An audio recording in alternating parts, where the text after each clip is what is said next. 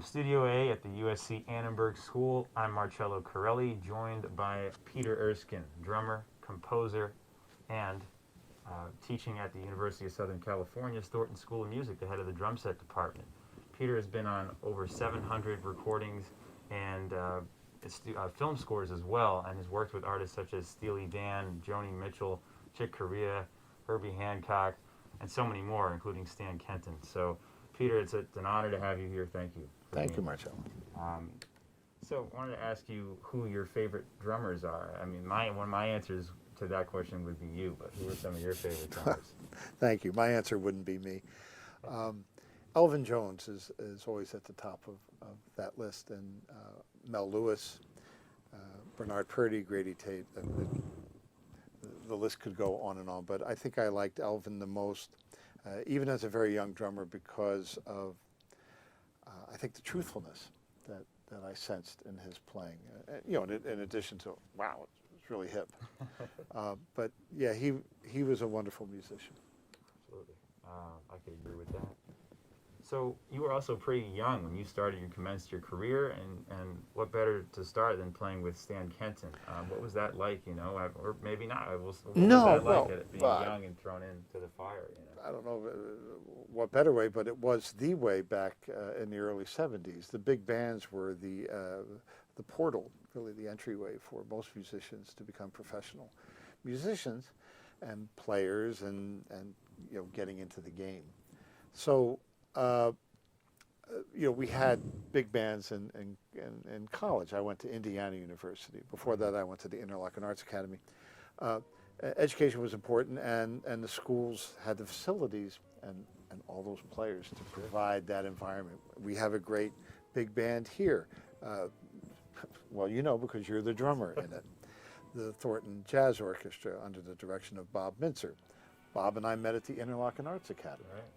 So we've known each other for over 50 years.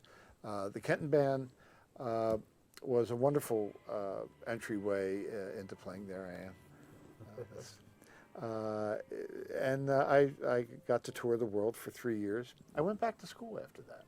Wow. And then got lured away from academia to go on the road with Maynard Ferguson, which led to the Weather Report gig. One thing always leads to something else.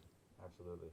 And also, you played with Steely Dan. I wanted to talk a little bit about that. What was your experience? What maybe a most memorable moment of playing in that band? So many drummers had been through it. I think the most memorable moment was the first 2 bars of the first rehearsal, because I knew that was going to be the make it or break it moment, and I could convince Donald Fagen that I owned the music, and so that was fun. And for the rest of the summer of that long tour, he would always, if something didn't feel right, he wouldn't look at me, he'd look at the rest of the band and go, "Hey everybody, with the drums." That felt good. That's awesome. I have a little footage from the there we go. Ed Sullivan. No, that's the David Letterman show in the Ed Sullivan Theater. That's right. Oh, wow. It's priceless. So, yeah, you also have been you've been on a lot of record dates in your day, and including some of your own record dates, right, as a leader. What would probably be the one that meant the most to you out of all the record dates as a leader thus far?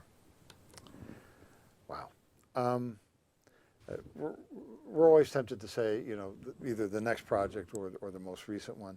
But I did an album called Motion Poet quite a few years ago with another professor here at the Thornton School of Music, Vince Mendoza. Yes. He did all the writing, and Bob Mintzer was on that as well.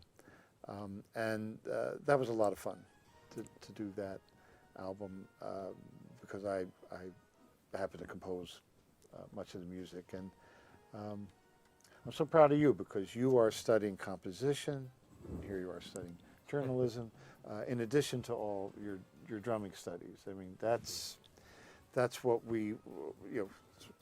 it's what a teacher hopes for, but it's what musicians need to do nowadays. We need to wear a lot of different hats. Absolutely, especially this. Where's my hat? I didn't bring my hat. That's awesome. Look at that. We're still under time. This is our first go at this, folks, and I managed to work in some shtick. So. Oh man. Okay. Well, it's working. So you recently did a project with Dave Salonika, Yes. a great film composer and TV writer.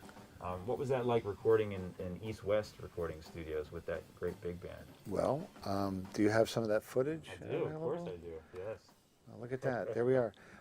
Western Studios, as it was known back in the day, was the same studio where the Beach Boys made Pet Sounds. It's the same studio 50 years ago where I made my first recording with Stan Kenton. So it was a kick to be back in that room. And it's always fun doing any kind of recording. I like the challenge. This album in particular, because we had a short amount of time Sure. to record a lot of music. Yeah. And that's all fun. And that's that's from our studio, Yeah. my teaching studio, and I guess I was showing you something, Yeah. a beat. That's, okay, I mentioned Grady Tate. That was a Grady Tate beat. That's great. Well, unfortunately, we don't have too much more time, but it's been really a pleasure talking with you. Thank you for taking the time to be here. It's an honor. My pleasure, Marcello. And from Studio A at the USC Annenberg School, I'm Marcello Carelli. Fight on.